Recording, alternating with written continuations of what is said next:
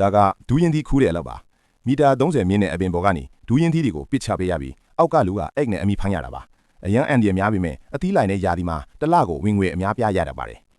ဒါကပြားရည်မှုဆိုးတွေပါမီတာအနှဲငယ်မြင့်တဲ့တစ်ပင်ကြီးတွေပေါ်တက်ပြီးတောပြားရည်ရှာရတာပါဘာအကာအကွယ်ပစ္စည်းမှမပါဘဲပြားတွေကိုမိကိုမိုင်းတိုက်ပြီးမှပြားအောင်ကိုဖျက်ယူရတာပါဒီလိုတောပြားရည်ကဈေးအကြီးဆုံးပဲဖြစ်ပါတယ်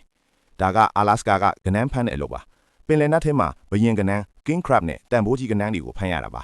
တစ်နှစ်မှာ9ရက်ကနေရက်30လောက်ပဲအလုပ်လုပ်ရပြီးမဲ့ဒေါ်လာ9000ကနေ2သိန်းအထိရနိုင်ပါတယ်ဒါပေမဲ့ဒါဟာကမ္ဘာအန်ဒီရဲ့အရှိဆုံးအလုပ်တွေထဲကတစ်ခုပါ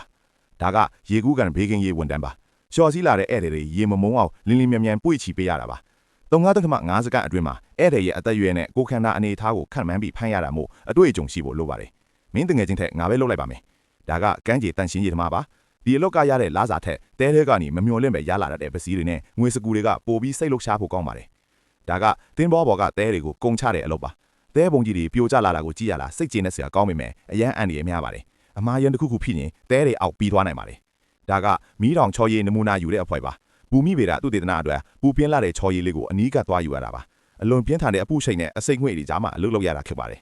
ဒါကတမ်မနီပြားတွေထုတ်လုပ်တဲ့အလုပ်ပါအပူချိန်900ဒီဂရီစင်တီဂရိတ်ရှိတဲ့တမ်မနီပြားအပူတွေကိုစက်ထဲထည့်ပြီးလက်ရတာပါပူပြင်းတဲ့ပတ်ဝန်းကျင်မှာတတိအနှဲငယ်လွတ်တာနဲ့မီးလောင်တန်ရပြင်းထန်တန်ရနိုင်ပါတယ်ဒါကတင်းဘောအောက်ခြေမှာကတ်နေတဲ့ခရုခွန်တွေကိုတန့်ရှင်းရေးလုပ်ရတဲ့အလုပ်ပါရေအောက်မှာအချင်းအကြာကြီးအလုပ်လုပ်ရတာမို့ရေငုပ်ကျွမ်းကျင်ရုံတွေမကဘဲကြံခိုင်တဲ့ခန္ဓာကိုယ်လည်းရှိဖို့လိုပါတယ်မင်းတငယ်ချင်းလုံနိုင်ပါမလား